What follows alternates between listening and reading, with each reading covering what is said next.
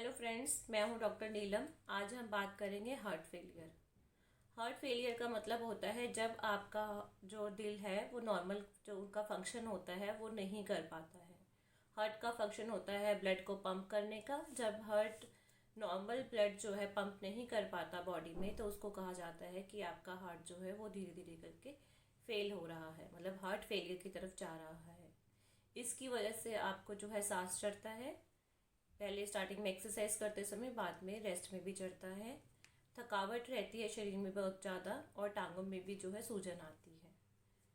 अभी जो heart failure है ये कितना ज़्यादा आपका जो है फेल हुआ है ये डिपेंड करता है आपको कि जो लक्षण आते हैं वो फिजिकल वर्क करते समय या एक्सरसाइज करते समय कितने आ रहे हैं। जैसे स्टार्टिंग में जो होता है कोई लक्षण नहीं होता है, और फिर आपको क्या होता है सेकंड स्टेज में जो है लक्षण आपको, जब आप कोई बहुत ज़्यादा एक्स्ट्रा एक्सरसाइज करते हैं, फिजिकल वर्क करते हैं, तो आपको थोड़े थोड़े लक्षण आने शुरू हो जाते हैं जिसकी वजह से आप हैवी फिजिकल वर्क या बहुत ज़्यादा एक्सरसाइज नहीं कर सकते। फिर थर्ड में क्या होता है कि आप छोटी मोटी एक्टिविटीज़ जो अपनी डेली लाइफ में करते हैं तब आपको लक्षण आने तब आने स्टार्ट हो जाते हैं। मतलब इसकी वजह से जो नॉर्मल डेली की एक्टिविटीज़ होती हैं उस पर भी आपका जो है असर आना शुरू हो जाता है। और फोर्थ में ऐसा होता है कि जो अगर आप आराम करते हैं, आराम करते समय भी आपको सांस चढ़ना शुरू हो जाता है, छाती में दर्द होना शुरू हो जाता है, तो ये जो है स्टेज 4 की कंडीशन होती है कि आप कोई भी काम नहीं कर पाते। इवन तक अगर आप आराम भी कर रहे हैं तब भी आपको जो है इसके जो है लक्षण आने शुरू हो जाते हैं हार्ट के। अब हार्ट फेलियर के जो रीजंस होते हैं वो क्या क्या होते हैं।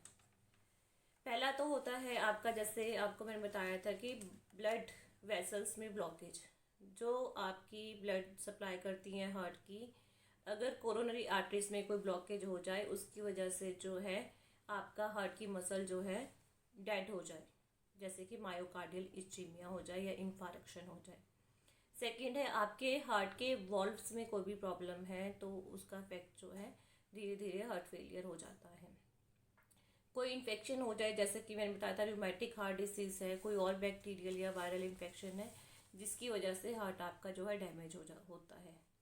या स्वेलिंग हो जाए आपके हार्ट में, या हार्ट इनलार्ज हो जाए, कार्डियोमेगाली, जिसमें कि आपका हार्ट का साइज जो है वो एनलार्ज हो जाता है, और मसल्स, ऐसा कोई भी कारण जिसकी वजह से हार्ट की मसल्स डैमेज होगी, उसमें इलार्जमेंट होगा, स्वेलिंग होगी, इन्फेक्शन होगा, तो वो हार्ट फेलियर का रीज़न होता है। और होता है एक जेनेटिक, जैसे अगर फैमिली हिस्ट्री में है, रीज़न जेनेटिक है फैमिली, तो ऐसे पेशेंट्स में भी हार्ट डैमेज होने के चांसेस जो है वो बढ़ जाते हैं।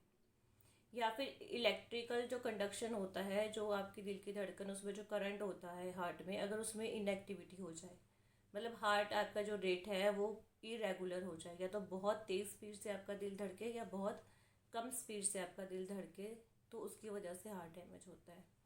इसके अलावा ऐसा कोई भी कारण जिसकी वजह से हार्ट के ऊपर बर्डन पड़ता है या हार्ट को ओवरलोड पड़ता है हार्ट के ऊपर, तो वो हार्ट फेलियर होता है उसकी वजह से।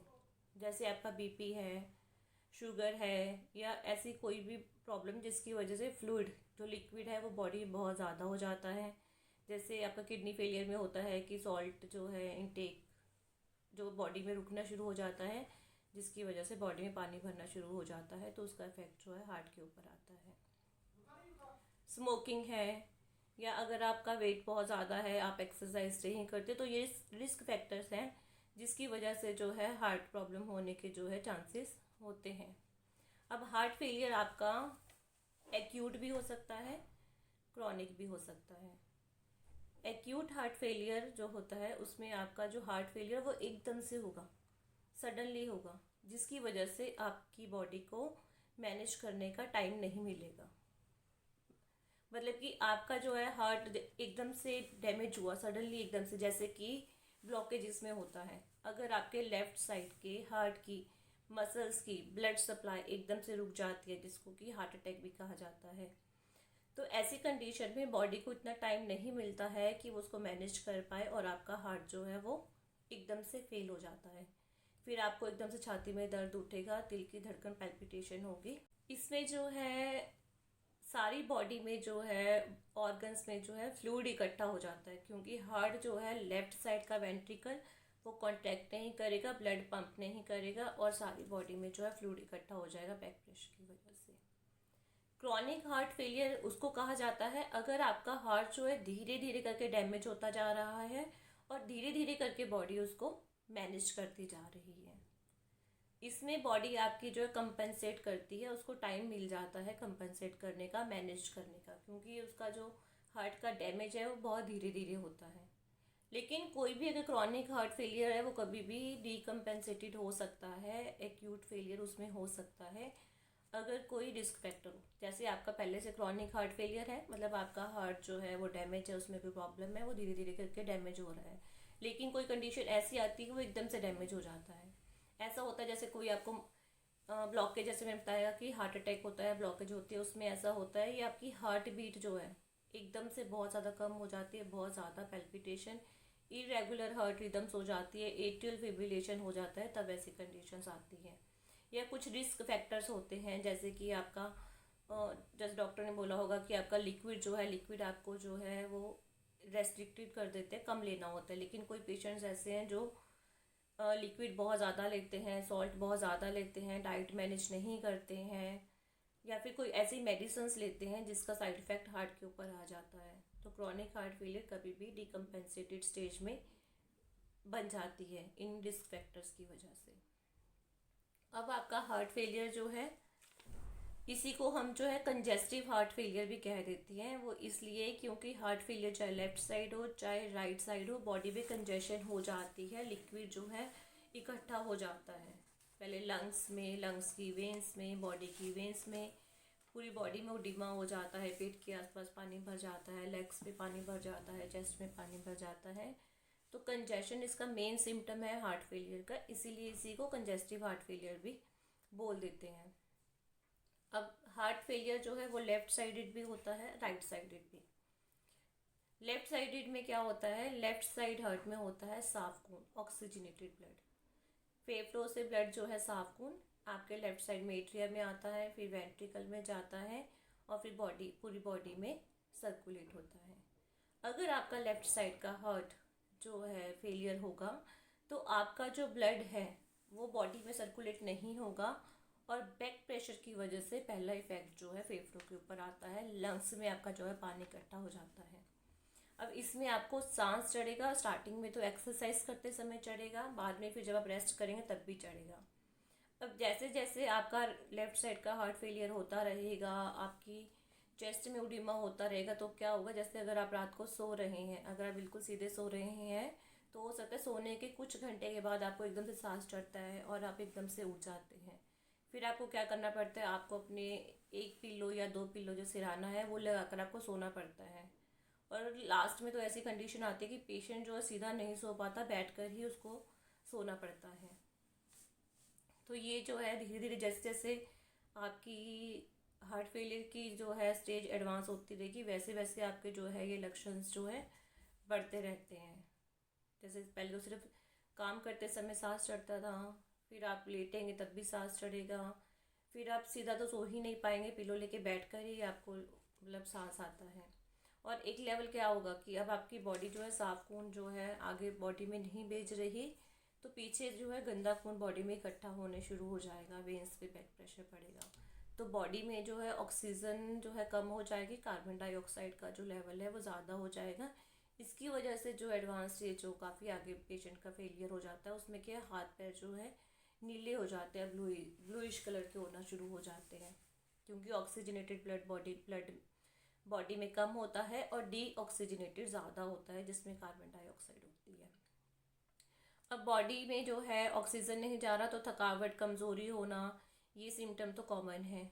अब क्या होगा, क्योंकि ऑक्सीजन की कमी हो रही है, कार्बन डाइऑक्साइड ज़्यादा हो रही है, बॉडी को जो ज़रूरत है वो नहीं होगी, तो ऐसा होगा जैसे मेमोरी कन्फ्यूज़न होना स्टार्ट हो जाएगी, मेमोरी वीक हो जाएगी, और जैसे चक्कर आते हैं, जैसे पेशेंट को चक्कर आते हैं या ऐसा लगे जैसे मैं बेहोश हो रहा हूँ, डिजीनेस, इस तरह के लक्षण जो है पेशेंट में आने स्टार्ट हो जाते। लेफ्ट साइडेड हार्ट फेलियर में अगर आपके लेफ्ट साइड के वॉल्व्स ख़राब हैं या लेफ्ट साइड की आपकी मसल्स डैमेज है, तो आपको जो है लेफ्ट साइडेड हार्ट फेलियर होगा।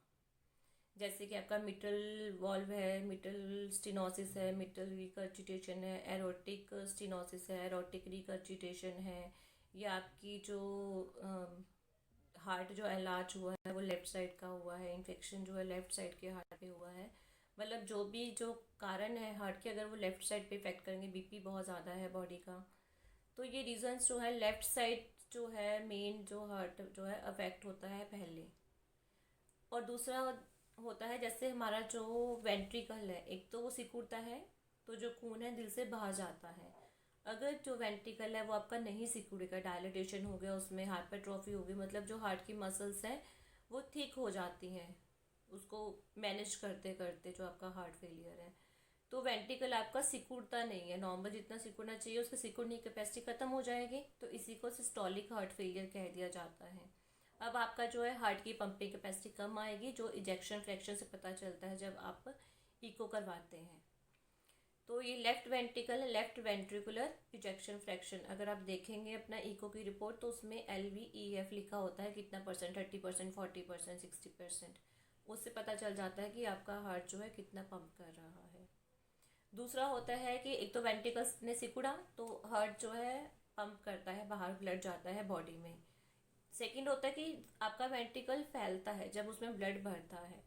अब एक कंडीशन ऐसी भी आती है कि वेंट्रिकल जो है वो फैलता नहीं है, उसके डायस्टॉल जो है वो प्रॉपर नहीं होता है, क्योंकि वेंट्रिकल आपका मैनेज करते करते हार्ड हो जाता है, बहुत स्टिफ हो जाता है, सख्त हो जाता है, उसकी जो रिलैक्सेशन कैपेसिटी है वो जो है उसकी ख़त्म हो जाती है। इसमें भी अगर वो रिलैक्स नहीं हो तो ब्लड उसमें पूरा आएगा नहीं, तो बॉडी में कैसे वो सर्कुलेट करेगा। तो इसी को हम जो कह देते हैं कि डायस्टोलिक हार्ट फेलियर। इसमें सिस्टोलिक को बोल दिया जाता है heart failure reduced ejection fraction, और इसको बोल दिया जाता है heart failure preserved ejection fraction. अब आता है right sided heart failure. Right sided में जो होता है वो होता है गंदा खून, डीऑक्सीजनेटेड ब्लड। सारा गंदा खून सुपीरियर वीना केवा, इंफीरियर वीना केवा, मतलब ये वो ब्लड वेसल्स होती हैं जो गंदा खून दिल तक लेकर आती हैं।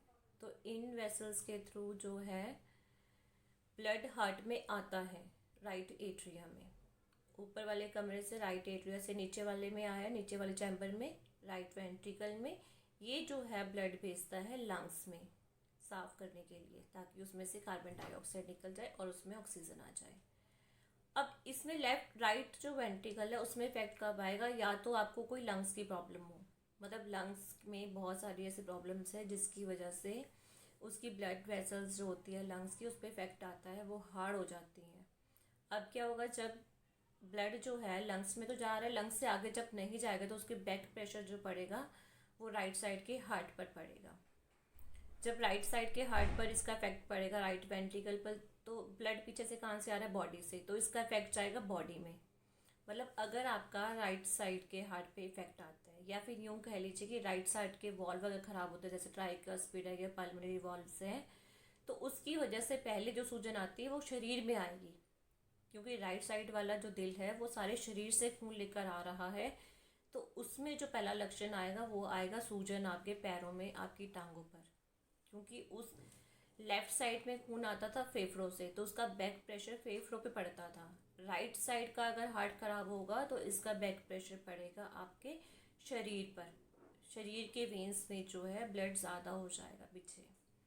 तो पहला जो लक्षण आएगा वो आएगा सूजन, चाहे हाथों पे हो, पैरों पे जो है, या फिर अगर जो लोग ज़्यादा लंबे समय तक खड़े रहते हैं उनको टांगों में रहती है, जो बेड रेस्ट करते हैं, बेड पे लेटते हैं, तो उनको सैक्रम या हिप्स एरिया में आती है। अब जब ये इसका जो है धीरे धीरे करके जो है आपका राइट वेंट्रिकल इनलार्ज हो जाएगा, राइट एट्रिया सॉरी इनलार्ज हो जाएगा, तो बॉडी में स्वेलिंग धीरे धीरे करके बढ़ती रहेगी। पहले लेग्स में थी, फिर अपर एरियाज में, फिर पेट के आसपास।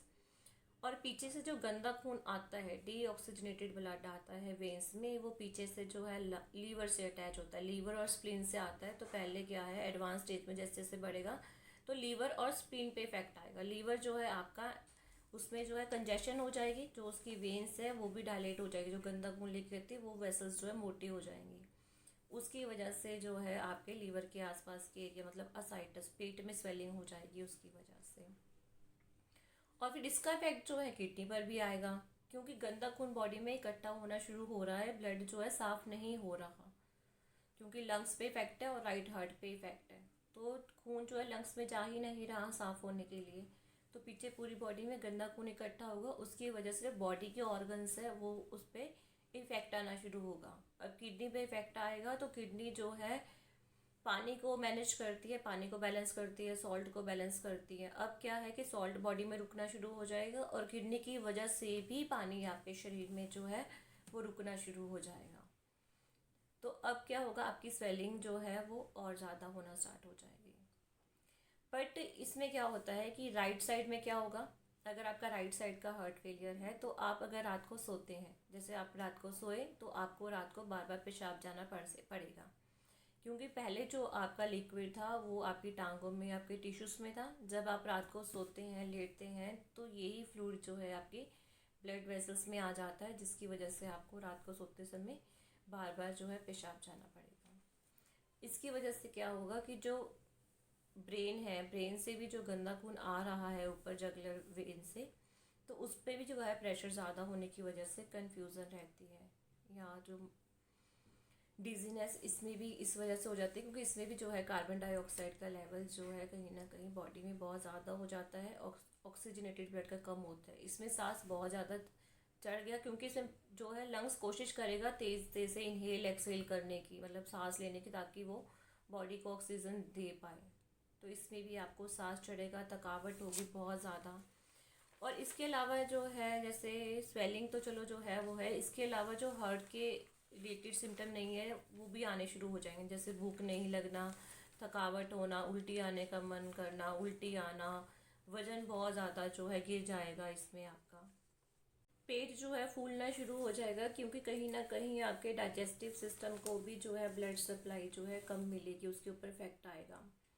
रात को जो है आपको बार बार पेशाब करने के लिए उठना पड़ेगा, पेशाब जो है कम आएगा, क्योंकि इसका इफेक्ट जो है किडनी के ऊपर आ जाएगा, कन्फ्यूज़न रहेगा, मेमोरी लॉस होगा, चक्कर आना शुरू हो जाएंगे। और इसमें जो है आप जो टेस्ट जो आप करवा सकते हैं, ईसीजी है, इको है, एक्सरे है चेस्ट का, CBCL, FTR, FT, lipid profile, electrolytes, मतलब जो भी टेस्ट है वो डॉक्टर जो भी आपकी केस हिस्ट्री के हिसाब से जो है सारे टेस्ट जो वो करवाएंगे। जैसे कार्डिक एंजाइम्स है, कार्डिक मार्कर्स है, जैसे ट्रोपोनाइन टी है, आई है, सीपीके एमबी है, सीटी स्कैन, एमआरआई, एंजियोग्राफी, जो भी आपकी केस हिस्ट्री रहेगी हार्ट प्रॉब्लम के हिसाब से, उसके हिसाब से जो है आपको टेस्ट गाइड करते हैं। इसमें आप अपना लाइफस्टाइल ठीक करके, स्मोकिंग को बंद करके, बीपी को नॉर्मल करके, शुगर को ठीक करके, एक्सरसाइज करके, वेट कम करके, कोलेस्ट्रॉल को मैनेज करके, मतलब बहुत सारे ऐसे फैक्टर्स हैं जिनको मैनेज करके आप अपनी जो है हार्ट की प्रॉब्लम को काफ़ी हद तक ठीक कर सकते हैं। आज मैंने आपको बताया हार्ट फेलियर के बारे में, ताकि आप हार्ट प्रॉब्लम को समझ सकें। तो ये था मेरा आज का वीडियो। अगर आपको मेरा वीडियो पसंद आए तो लाइक कीजिए, शेयर कीजिए, सब्सक्राइब कीजिए। नमस्ते।